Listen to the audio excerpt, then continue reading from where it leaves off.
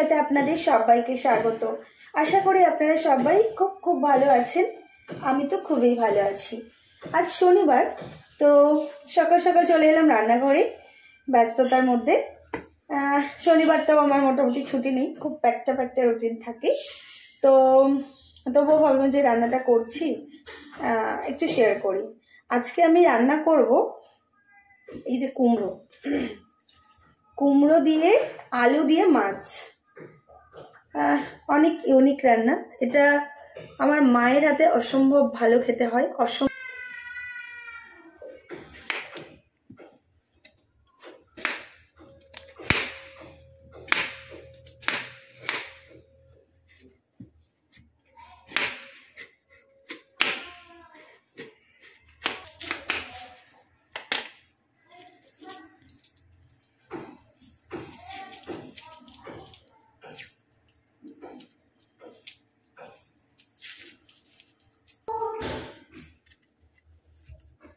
আলুগুলোকে ছাড়িয়ে নেবো এবার।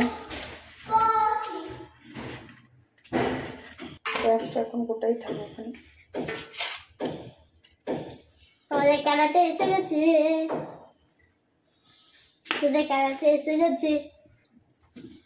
আলুগুলোকে আমি কেটে নেব। আমাদের ক্যারাটে এসে গেছে।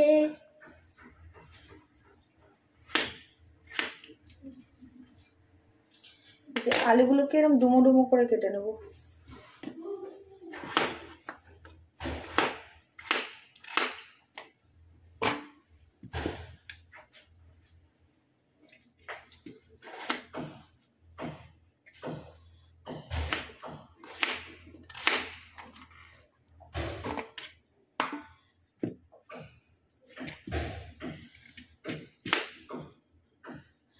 কুমড়োটা খুবই সুন্দর।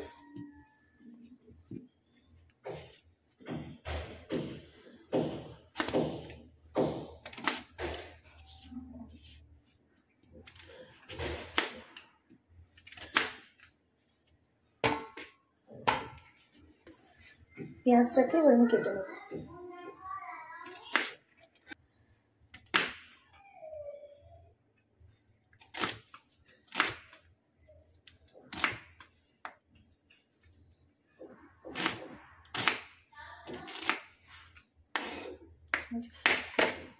এই লঙ্কাগুলোকে ধুয়ে নেব।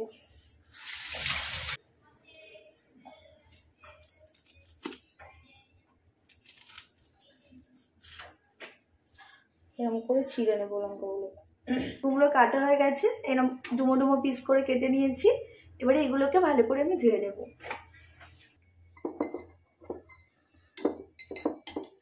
মাছের মধ্যে মাছটা ভাজার জন্য নুন হলুদ দিয়ে মাখবো, তো দিয়ে দিলাম হলুদ গুঁড়ো আর দিয়ে দেব আন্দাজ অনুযায়ী লবণ। মাছটাকে এমনি করে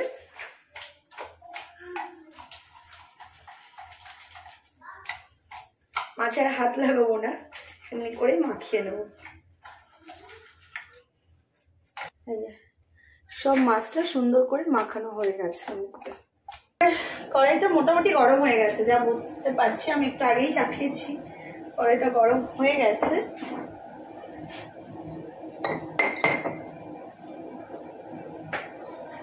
এবারে মাছটাকে ভাজার জন্য তেল দেব।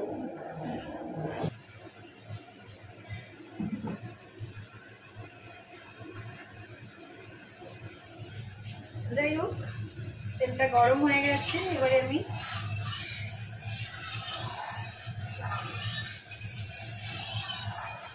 মাছটা ভাজতে দেব।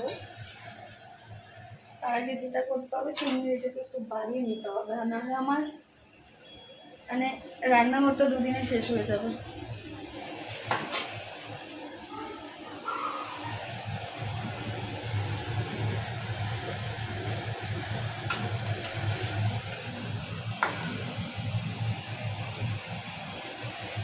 এরকম করে একে একে নিয়ে মাছগুলো দিয়ে দিই।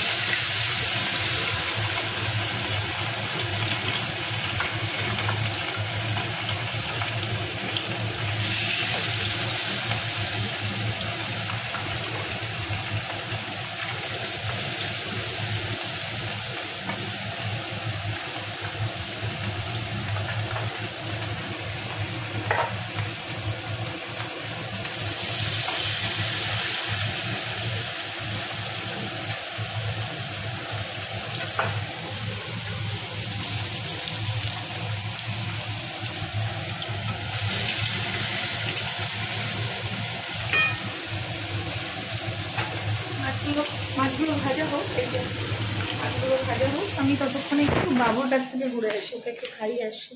সোনাই খেতে এসো, কখন দিয়েছি দুটো মুড়ি, সেই খেতে এসো। না মামাই কি ধ্যান করছে নাকি? কি হয়েছে? রাগ হয়েছে। রাগ হয়েছে কেন? কি করেছো? কিছু করেনি। রাগ করলো কেন? ধান চাষ করছে। ধান চাষ করছে? এটা আমাদের ক্যারেক্টার। না ধরো, ঠিক আছে ধরো। খাবারটা একটু খাওয়া যায় না? তুমি কত হেল্প করো, তাহলে একটু খাবার নিয়ে খাওয়া যায় না?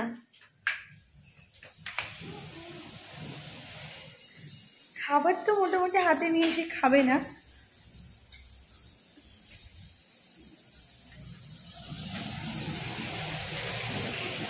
অন্যান্য কিছু খেয়ে, এখন ওটা যদি চাউমিন পাস্তা টাস্তা হতো খেয়ে নিত, ওর পছন্দ হতো খাবার। মুড়িটাও পছন্দ করে, যদি শুকনো মুড়ি দিতাম, তো আমি জল মুড়ি দিয়েছি, মেয়ে একটু খেতে চাইছে না। মাছগুলোকে বলতে দিই।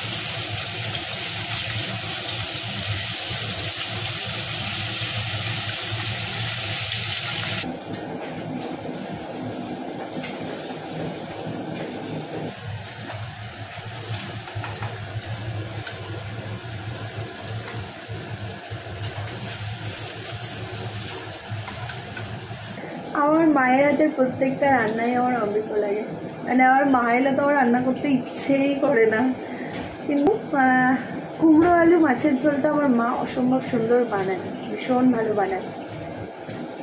আমি বলছি এখনই আমার মুখে জল চলে আসছে। যাই হোক, আমি চেষ্টা করি মায়ের মতো একটু ভালো বানাতে, খুব একটা খারাপ হয় না, তবে মায়ের মতন ওই স্বাদ পাই না, এটা আমার মতন হয় কিন্তু মায়ের মতন হয় না। এই যে পাঁচ ফোড়ন দিয়ে দেব তেলের মধ্যে। পাঁচ ফোড়নের সাথে দিয়ে দেবো তেজপাতা, ওটা দিয়ে দিলাম এবারে।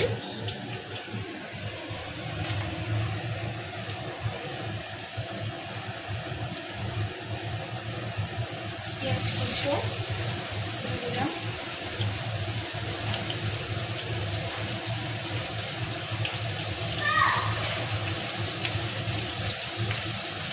কাঁচা লঙ্কা যেগুলো আমি কেটে রেখেছি এগুলোকে দিয়ে দেবো এটার মধ্যে। এটা আমি তেলে দেবো না, এটা আমি এই কুমড়োটার মধ্যে দিয়ে দিলাম, কুমড়ো আলুর মধ্যে। আমার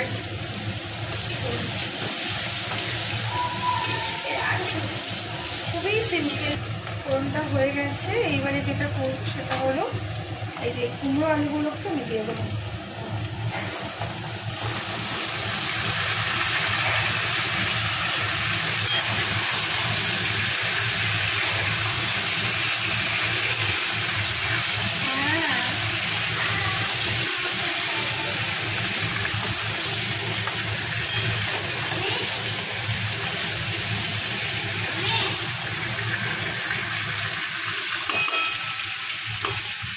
এর মধ্যে আমি দিয়ে দেবো, একটু সরিয়ে দিই,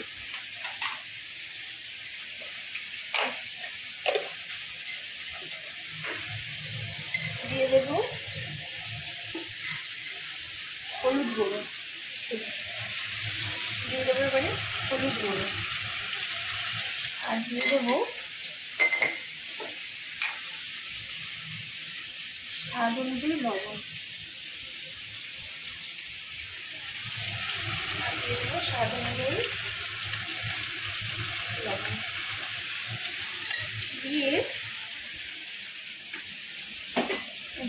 করব।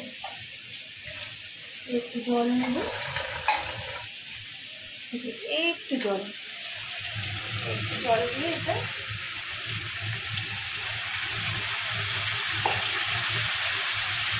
ঢাকনা চাপা দিয়ে দেবো।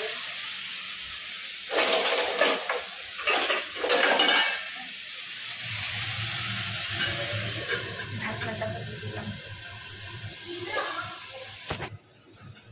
এই যে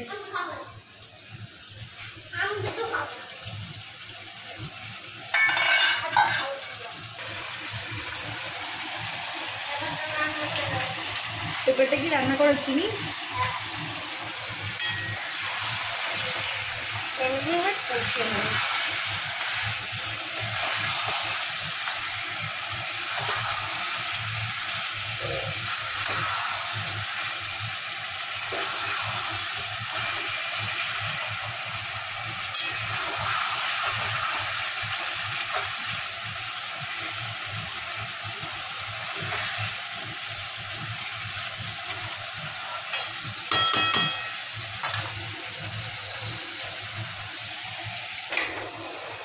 এবারে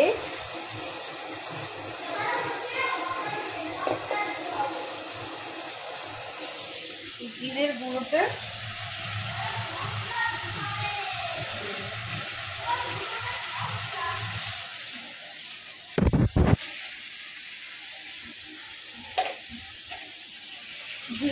দিয়ে ভালো করে কষিয়ে নিতে হবে।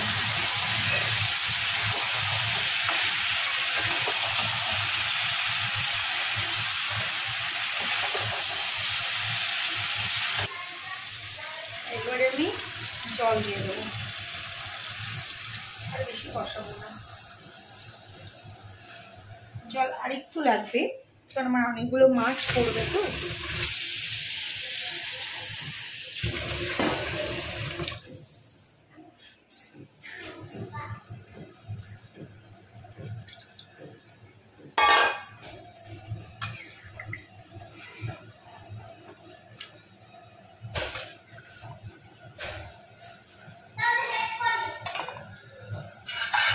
মাছের ঝোলটা ঢাকা দিয়ে দেবো, যতক্ষণ পর্যন্ত একটু ফুটে উঠছে ততক্ষণ আমাকে অপেক্ষা করতে হবে। এটা ফুটে গেছে। এবারে আমি মাছগুলোকে দিয়ে দেবো। এবার এই মাছগুলোকে সব ভাজা মাছগুলোকে একে দিয়ে দেবো।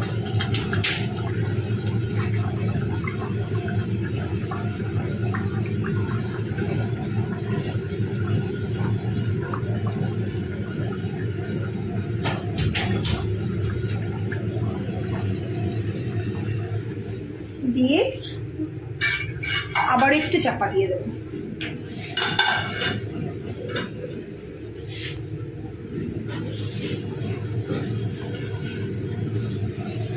ফুটে গেলেই নামিয়ে নাও, নুনটা চেক করে। আর কেউ যদি মাঝে তো হয়ে গেল আজকে আমার রান্না বান্না এখানেই শেষ। তো যাই হোক, ভিডিওটা আর কন্টিনিউ করলাম না, এখানেই শুভরাত্রি জানিয়ে শেষ করছি আজকের ব্লগ। ভালো থাকবেন, সুস্থ থাকবেন, সাবধানে থাকবেন। দেখা হচ্ছে পরবর্তী আরও একটি অন্য কোনো ব্লগে। আর হ্যাঁ, যদি ভিডিওটি ভালো লেগে থাকে তাহলে ননশেপ চেয়ার যে ইউটিউব চ্যানেলটি রয়েছে আর ফেসবুকের পেজটি রয়েছে, অবশ্যই ফলো করবেন, সাথে থাকবেন, পাশে থাকবেন। ধন্যবাদ সবাইকে।